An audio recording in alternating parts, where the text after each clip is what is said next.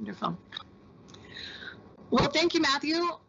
Good morning, good afternoon, or good evening, depending on where you're joining us from. My name is Julie Foss, and I lead a company called True Nexus Consulting. We help learning organizations move from policy and frameworks to practice on their AI adoption journeys. And I'm super excited to be moderating Sophia's Teacher and Student Voice Roundtable today. I'm joined by some really incredible practitioners from schools all over the world. And we had a chance to connect last week, and I think we're all going to learn a lot from their experiences and perspectives and insights. So let's go ahead and meet them. Felix, I would love to invite you to start. Would you tell us a little bit about yourself and just how you're using AI in your work to get us started? Thank you. Yes, I hope you can hear me. Thank you very much for the opportunity to connect and speak about the students, the teachers, and the community that I serve within Kenya and Africa. My name is Felix Malombe. I am a teacher of computer science and mathematics. I also support teachers, school leaders, also tech directors in areas to do with innovation in schools, aspects that have to do with research and innovation, where we mention aspects to do with AI in education. I've been working as a teacher, school leader in the last 10 years. And my work revolves around supporting and encouraging innovation in our practice. And this inculcates experimenting with whatever technology that comes our way. This is going to let me speak about AI and how we are using AI in various aspects. I work as digital innovation lead or head of digital innovation and digital learning and innovation at Peponi Schools, Nairobi, that is based in Kenya. I also work as the ASA Innovative Schools Program Manager, and ASA is an organization of international schools in Africa. These are close to 85 schools across the continent. Let me start by talking about ASA. In our ASA arrangement or program, we have put together 5 pillars that focus on digitalization of teaching and learning, not just specific aspects to do with students, but also aspects that have to do with supporting learners in their specific schools across this region. Now, one of the pillars is called research and innovation and lists AI as part of the area where we need to do research, whether it is on data protection and other aspects, or even how it improves the classroom engagement and student learning. So in our discussions, we have been building what we are calling policies. We have done discussions, and we are constantly doing discussions and workshops that are going to help us to develop not just policies, but what we call regulations that are going to become guardrails instead of being barriers in guiding schools and students, teachers and school leaders in propagating the innovation through the use of AI. So the first thing there is building policies, building guidance documents that are going to support schools in developing their own platforms in which they can use AI for teaching and learning. In the other area where I work as a digital innovation lead, mostly it's about daily activities, the daily work that is happening in the classroom, supporting teachers in using AI in their particular activities to improve their productivity for learners, to support student engagement and also achievement of learning outcomes.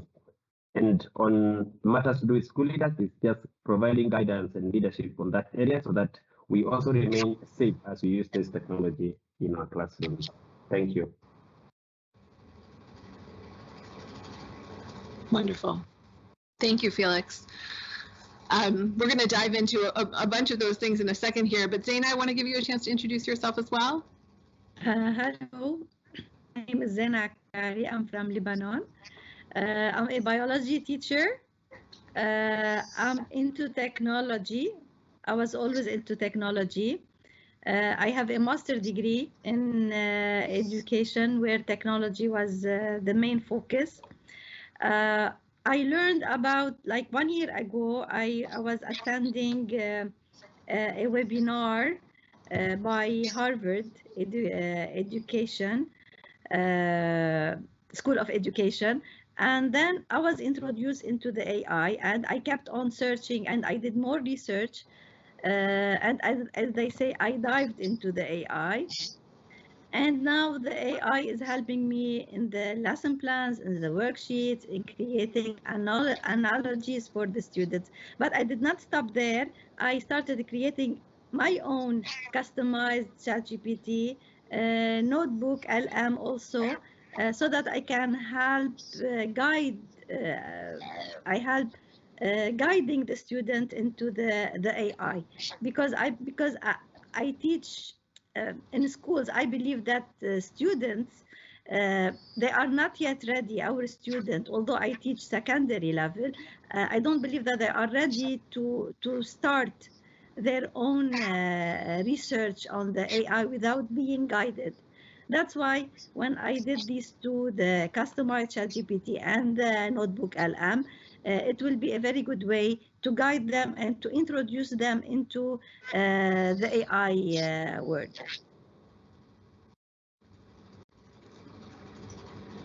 Wonderful. Thank you, Zena. You're welcome. Spiros, can you say a quick hi?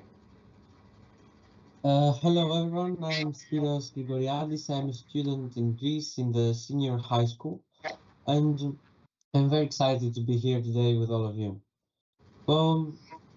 As a high school student, I have a passion for natural sciences and wanted to study medicine.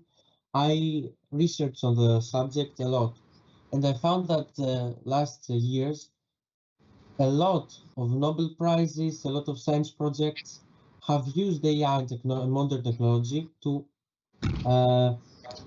make new tools for medicine. So, wanting to explore that, I did my own research and I found an amazing world, a world of AI that I thought I could use with my fellow students in school.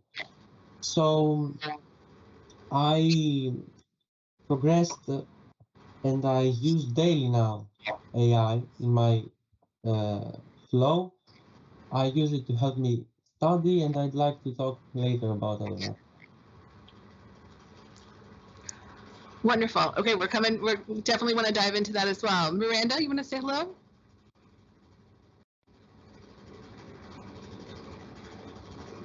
Might not be with us yet. Mauro? Yes, hello. Hello, everybody. I'm Mauro Bordignon, come from Italy. And yes, just to introduce myself, I spent my career into education with the idea of education as a kind of transformative force to build the person and not just the student. Because it's about nurturing curiosity, it's about grit, it's about how to develop the person and not just an academic learning. So 10 years ago, more or less, I started to work in a tech platform that has a school called H Farm, where H stands for human. And I worked to bring technology and the age, so the human, into education. To introduce tech was not so difficult. We just try to have attention to, because we consider that tech has to serve and not substitute the person. That with the tech we have to do we have to use new tools for new skills and not for old skills. You don't have to use the iPad to write, let me say. And so we introduced the AI immediately into our teaching and learning. The age side, so the human side, it was a little bit more challenging because it's not easy to foster a culture around the human side. But working or discussing about AI, yes, we use, and I am focusing AI in some ways, but I want to highlight one just to brief. The first for sure is enhancing learning experiences in a way that we can personalize education, but let me say, but not removing, let me say, common level of difficulty and not removing a cooperative environment and cooperative learning, because it's an important skill for the future.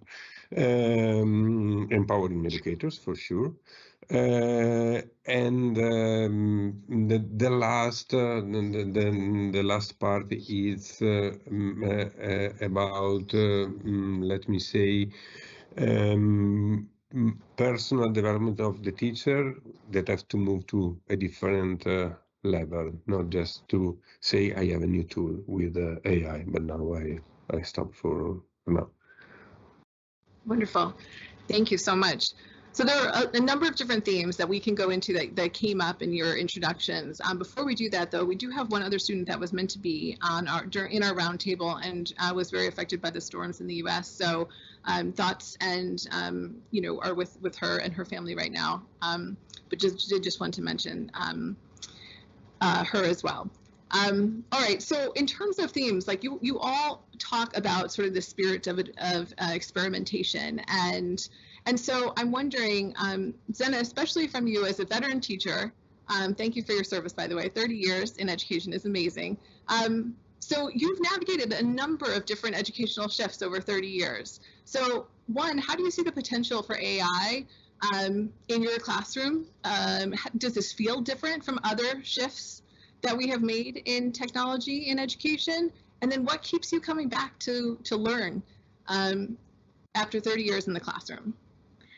What keeps me going back to learn always are the students, because their mind are changing. I have to be, as a teacher, I have to always be updated.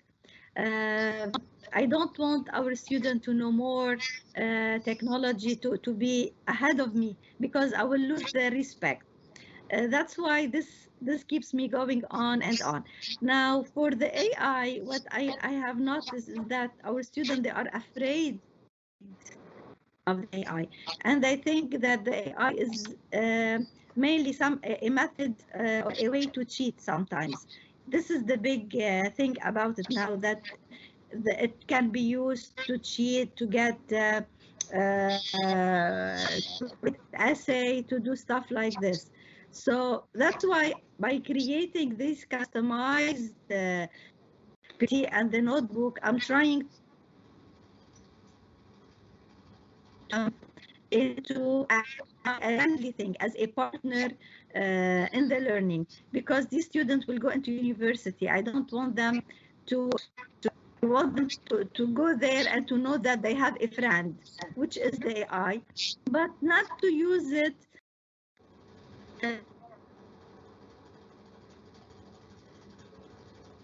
have states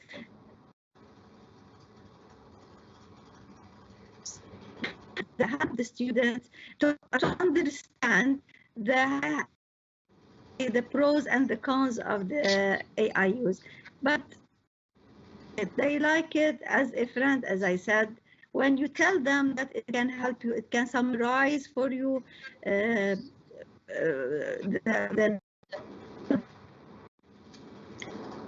So Zena, you're breaking up a little. By subject.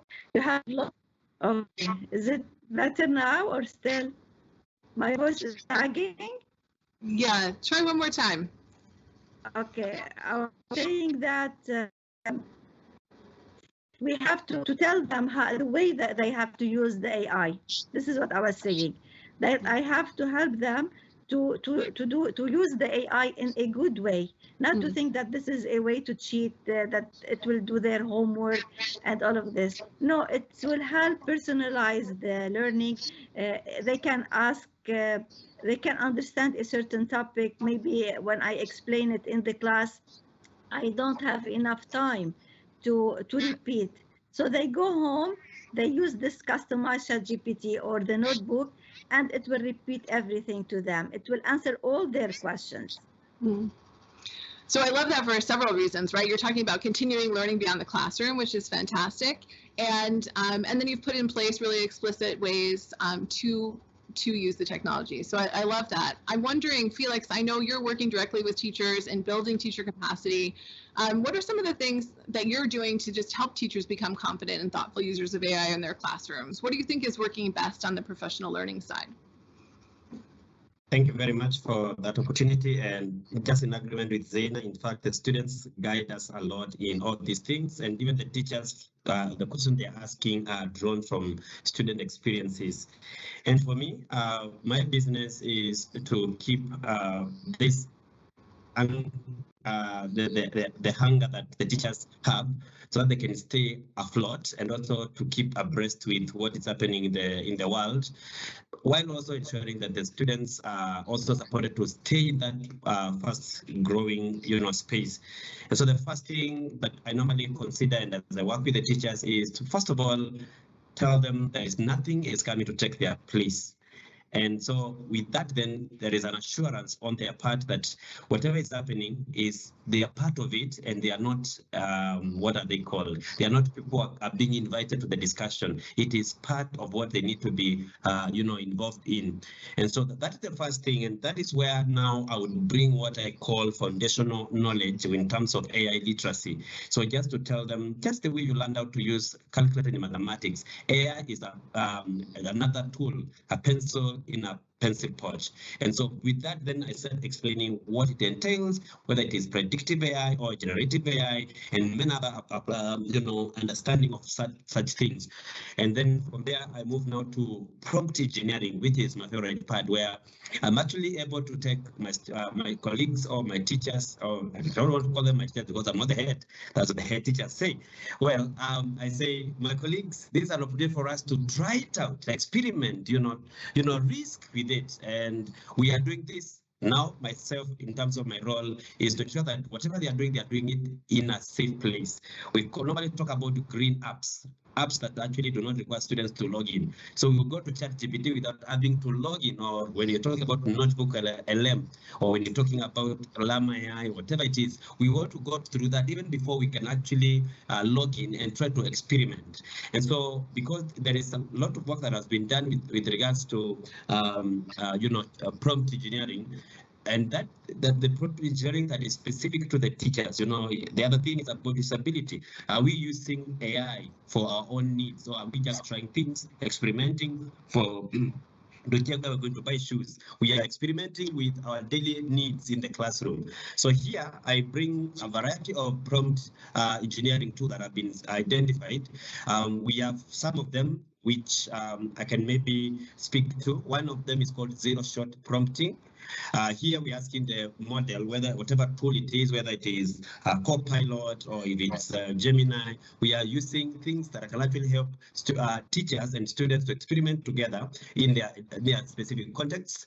Of course, we talk about role-based, where we look at role-based prompting, where we're looking at ways in which you can, we normally say assigning the model a specific role. And I think Zena has mentioned something to do with, building custom GPTs that can actually help the students.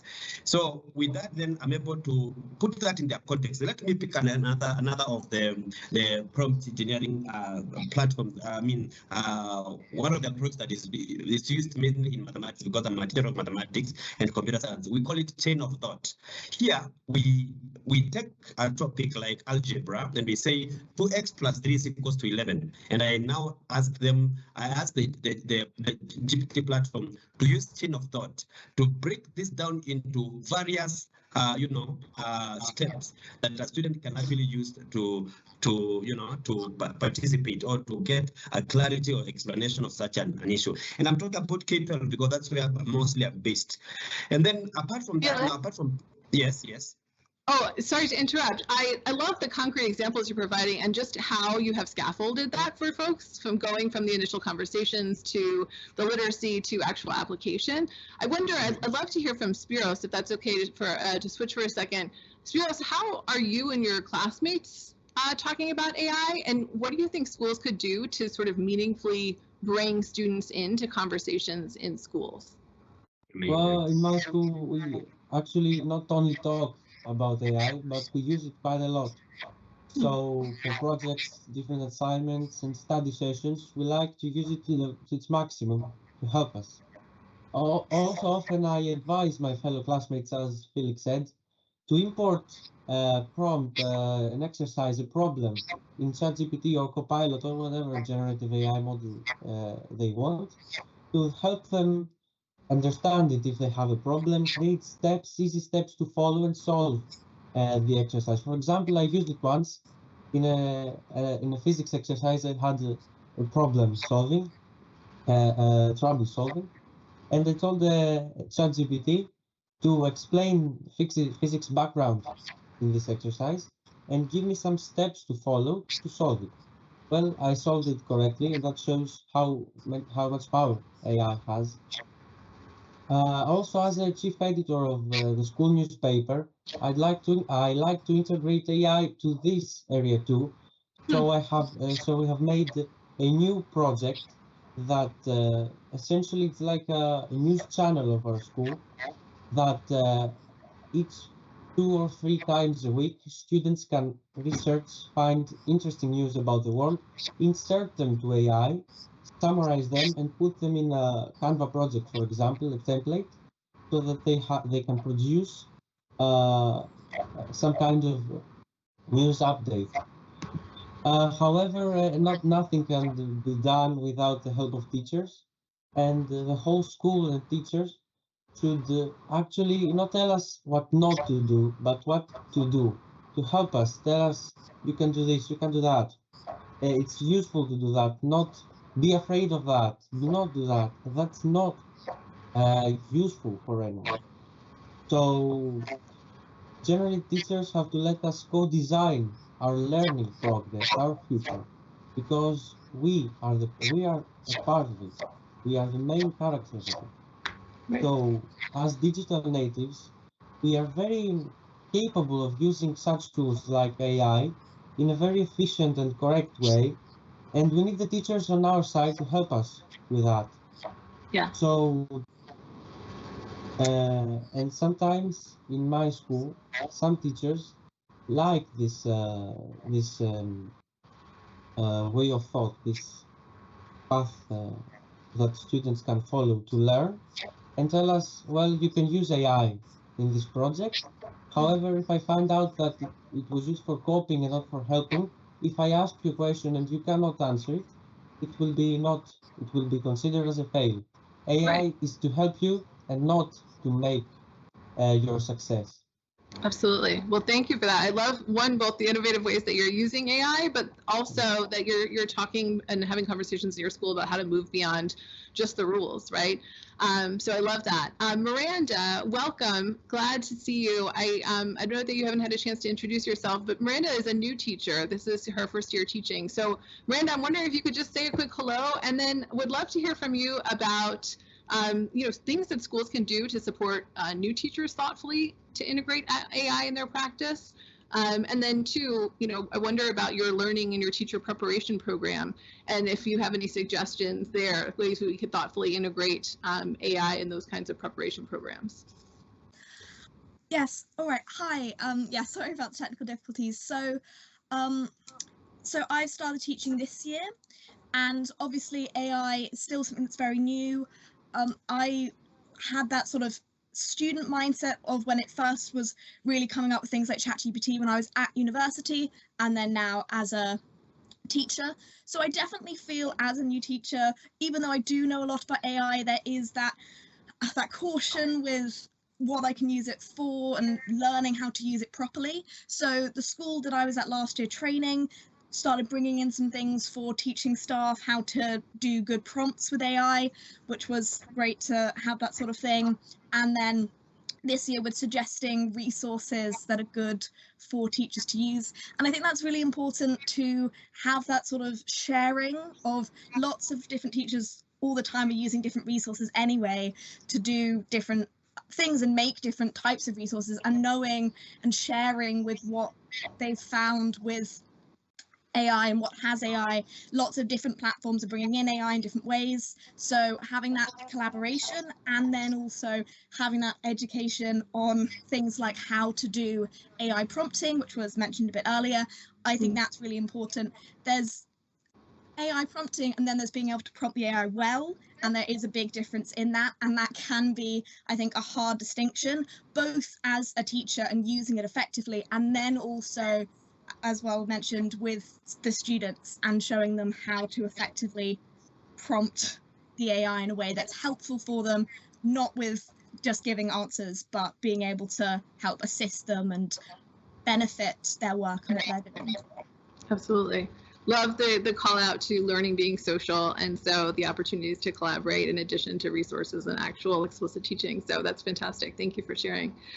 Maro, I'd love to go to you as a leader. I'm wondering about your leadership approach to creating opportunities and setting the conditions for AI to thrive in your organization. Wonder if you could talk about that a little bit. Yes, let me say that we started, as I told you, immediately with AI. So after 3 months, we started to use AI with our students. And we work on 2 different levels that are, in any case, connected. The first is the professional development for the teachers, in a way that it's not, let me say, to provide them with a new tool, but explaining them that it's about a new game. We change completely the game. It's not just change the ball. We change the game. And as Laura said, changing the game is about a process, not a outcome that now we have to assess. It's not because the kids use ChatGPT. Let me say ChatGPT in a way to describe all AI. So if we ask them to write something, for sure they will use ChatGPT. Let me say without awareness. So our point is, okay, we have to say we want you to use AI. It's not about we want you to use AI, but then explain us how did you use AI. So explain me the prompt that you used. Explain me the process. Explain me why did you arrive to this possible result, and that in any case you have learned the content. And in this way we worked at the same time with the kids, because we are teaching students to use technology as a tool for growth and not a tool for cheating. Because for us, again, we are a school that belongs to a tech platform, and so for us, technology is part of our teaching and learning, and so we try to teach our students how to leverage technology to develop their skills.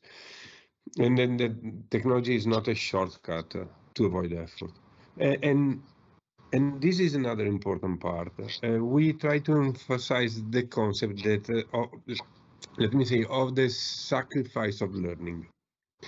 That is the necessary effort and perseverance that they need to assimilate concept and master skills. AI is, or could be really a very easy shortcut. It is in the, let me say, human part of our nature. No,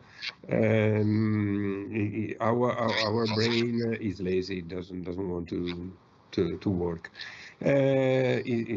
Is written in that book that Professor Barry cited and quoted before, and so we have really to work with the kids, explaining the sacrifice of the learning, because if we install this mindset, we will have a useful technology, and no one will discuss about the technology in school.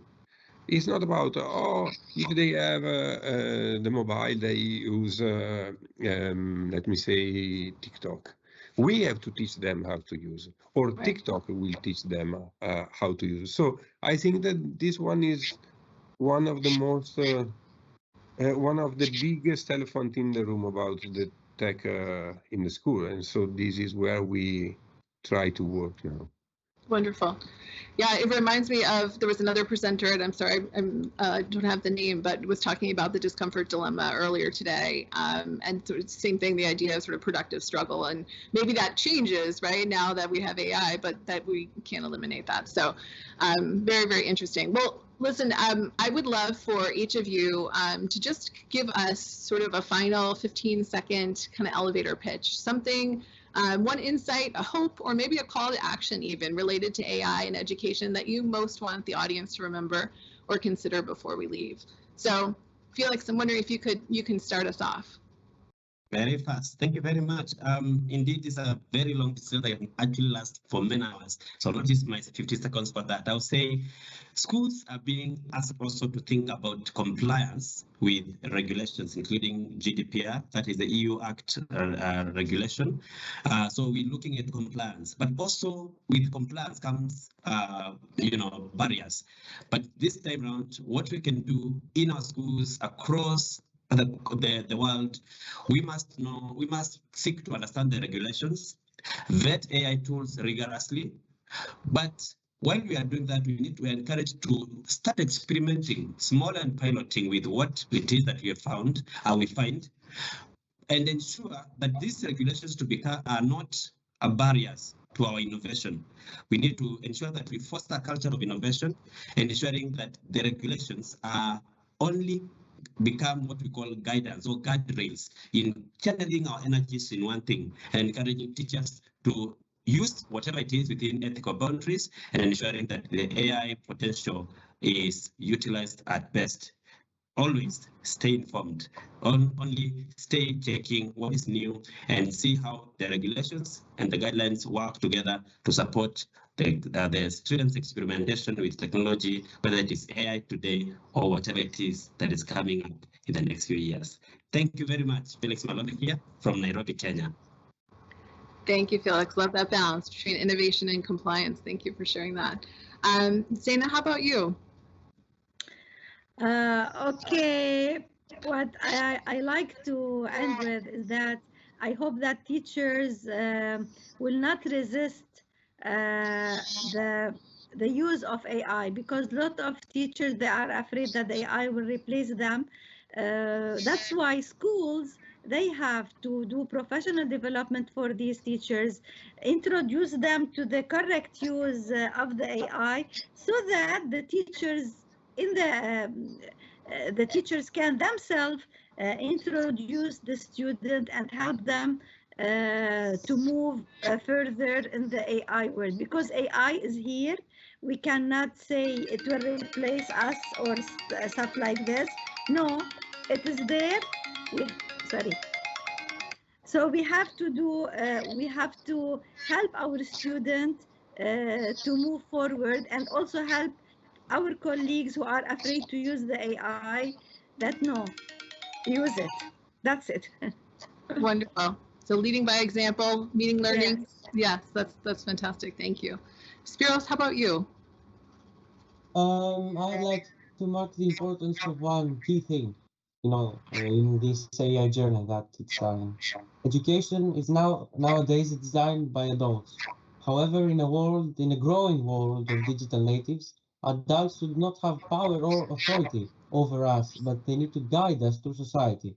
It's our responsibility, students and schools' responsibility, to build the digital society of the future.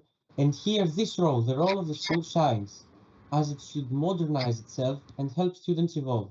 Always, however, AI will be the ultimate tool and guide to achieve all of that. Wonderful, thank you. So redefining collaboration a little bit, it sounds like. Love that. And Mauro?